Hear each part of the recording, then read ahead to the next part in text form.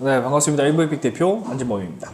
이사 고준영입니다. 개발 총괄 맡고 있는 박용호입니다. 도토리 하면 생각나는 거 있으세요? 도토리 하면 다람쥐. 그러니까. 다른지. 도토리 하면 싸이월드. 요즘은 인스타그램을 많이 쓰지만 정말 한창 거슬러 올라가면 우리의 원조 조상님 SNS가 있죠. 저희가 이번에 분석해 보려고 하는 서비스는 싸이월드입니다. 1999년에 카이스트 학생들의 벤처 창업 형태로 시작이 됐습니다. 그때 출시 당시에는 크게 주목을 받지 못하다가 2002년 하반기에 가입자가 1000만 명에 달하던 그 프리첼이 유료화를 선언하면서 대부분의 유저들이 싸이월드로 넘어가게 된 큰 계기가 됐다고 합니다. 저는 기억나는 게 과방에 작은 컴퓨터 한 대가 있었거든요. 그래서 과방에 앉아가지고 그 싸이월드 제 거 계정 보고 하는 게 사실은 시간이 비울 때 하던 취미였습니다. 그때의 시대적인 배경을 보면은 이 싸이월드가 생길 수밖에 없었던 게 그 당시에 많은 인터넷 서비스들이 홈페이지라는 걸 개인적으로 사용자들이 만들어서 서비스하는 걸 하고 있었어요. 근데 그때 딱 싸이월드는 저 홈페이지를 만들려면 HTML도 알아야 되고 여러 가지를 알아야 되는데 누구나 손쉽게 접근해서 만들 수 있게끔 한 게 미니홈피의 시작이었거든요. 저는 기술적인 관점에서 봤을 때 딱 시기적절한 타이밍에 등장한 서비스여서 더 확실히 인기를 끌고 주목을 끌 수 있지 않았나 그렇게 봅니다. 제가 다른 지인들이랑 만나서 싸이월드 얘기가 나온 적이 있었는데 싸이월드가 부활을 하면 나의 흑역사들이 같이 부활을 한다. 전 사실은 뭐 개인적으로 이 싸이월드를 만드셨던 분, 그 이동영 대표님을 사석에서 몇 번 뵌 적이 있는데 처음에 뭐 의도했던 거랑 좀 달라지고 결국 감당이 안 될 만큼 빠르게 성장을 하셨더라고요. 근데 그러면서 이제 자연스럽게 사실 서버 비용이 어마어마하게 발생을 했었고 그 당시엔 또 이런 그렇죠. 클라우드 이런 게 없었죠. 없었으니까 비용도 또 지금이랑 아예 비교가 안 되더라고요. 그렇죠. 근데 그때 인사이트를 좀 들어보고 제가 느낀 게 뭐였냐면 물론 끝은 안 좋았지만 이 서비스가 그걸 만들었다라는 사람, 성장시켰다는 사람은 완전히 일반인들이랑 다른 수준의 그런 인사이트가 있더라고요. 싸이월드의 배경음악이랑 그 스킨을 구매하는 게 일종의 자기 표현이었습니다. 그 감성을 이제 맛보고 즐겼던 세대면 절대 못 잊습니다. 요즘도 그 유튜브 보면 싸이월드 감성 BGM 이래서 플레이리스트가 많이 돌고 있는 걸로 알고 있습니다. 기술적으로 보면 사실은 싸이월드는 그 당시에 다른 어떤 커뮤니티 서비스나 이런 것들에 비해서 특별한 장점이라기보다는 그런 것들을 잘 융합한 형태라고 볼 수 있습니다. 예를 들면 세이클럽이라는 채팅 서비스가 있었어요. 아바타를 이용하는 그냥 이제 꾸미는 정도? 채팅이 주로 내용이 핵심이었는데 싸이월드처럼 꾸미는 부분에 있어가지고 뭐 내 방을 꾸미는 것처럼 하고 음악도 넣고 방문평도 달리고 하는 이런 서비스는 당시 없었기 때문에 큰 강점을 가지고 시장을 석권한 게 아닌가. 독보적인 전성기 시절에는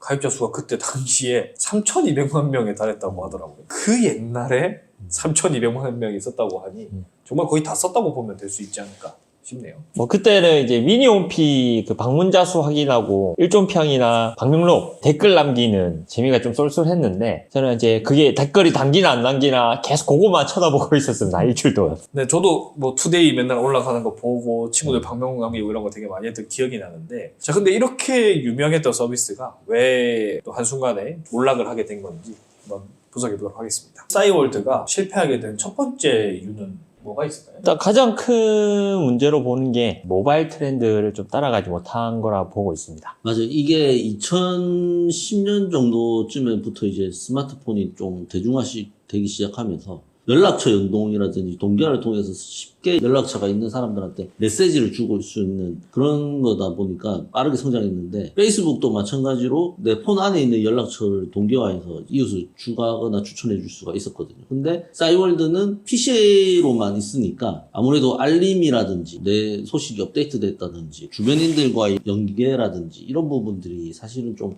뒤처졌다고 볼 수가 있습니다. 페이스북이나 이런 인스타그램 같은 글로벌 SNS들이 모바일에는 정말 최적화된 환경으로서 계속 성장을 했던 거에 비해서 싸이월드는 그렇지 못한 게 제일 크지 않나라고 생각이 드네요. 그리고 경쟁 서비스들은 전부 이제 무료로 서비스를 운영했었는데 싸이월드는 도토리를 사야 된다거나 뭐 유료로 서비스를 이용해야 되다 보니까 또 거기서 이제 유저들의 이탈이 좀 많이 있지 않았나 그런 생각이 좀 들었습니다. 처음에 이제 페이스북이나 인스타그램이 등장할 때쯤에 우리나라에서도 카카오도 그렇고 네이버도 그렇고 이제 밴드라든지 스토리라든지 이런 걸 쭉 만들긴 했는데 결국에는 시장 점유율을 다 석권하지를 못했습니다. 페이스북이 처음부터 이제 전 세계인을 대상으로 했던 서비스다 보니까. 그런데 이제 싸이월드 같은 경우는 그때까지도 PC 시장에만 몰두를 했었고, 기술적인 부분도 뭐 페이스북이나 이런 것들은 웹베이스에서 모바일에 특화된 형태의 컨텐츠들을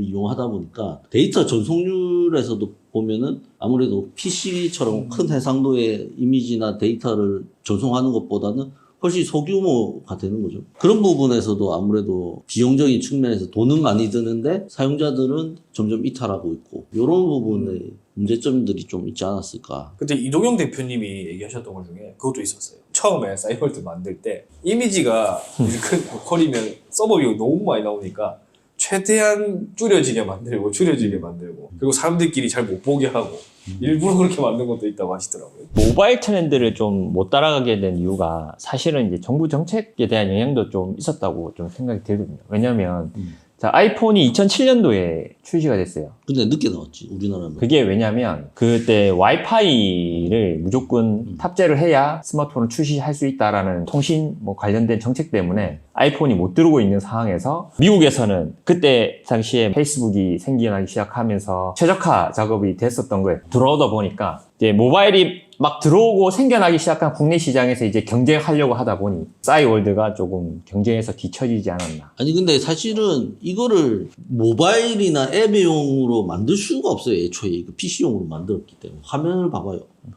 이렇게 메뉴가 쫙 있고. 새로 만들어야지. 이걸 만약 모바일로 만들면 메타버스예요. 이거. 맞잖아. 미니 홈피 있고 안에 캐릭터가 있다고. 이거 버릴 거야? 이거 아니, 버리고. 버렸어야죠, 그때는. 다 버리고 과감하게. 갔는데. 사실은 결정하기도 어려웠을 거라고. 이거 맞아요. 모바일을 어떻게 실길 거냐.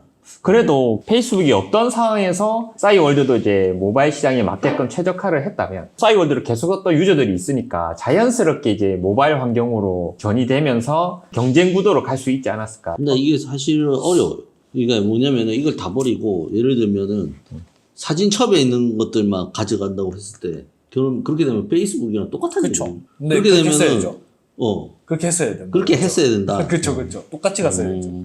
근데 그런 생각을 한다는 게 사실 쉽지 않고 쉽지 않지. 이 수익 모델도 완전 다르잖아요. 비용적인 것도 완전 달라진다. PC로 지금 서버 10대가 다 돌고 있는데 모바일을 돌려야 되기 위해서 서버를 한 4-5대를 추가해야 된다 생각해요. 그것도 그래요? 돈이 지금 많이 들어가는 상황이 되니까. 그 당시에는 또 지금처럼 이미지를 막 최적화시키면서 줄이고 하는데 그때도 있긴 있었지만 이게 워낙에 3천만 명이 썼던 서비스이면 이미지가 얼마나 많겠어요. 어마어마했지. 안타까운 게 이제 너무 국내 시장에만 좀 머물러. 그치. 글로벌 시장 나가고 미국 시장 진출을 가고 이렇게 했으면 그치. 진작에 진출했으면. 글로벌적인 SNS 서비스가 될 수도 있었던 정말 안타까운 서비스입니다. 너무 국내 시장에 너무 좀 너무 안주하지 않았나. 안 좋았어.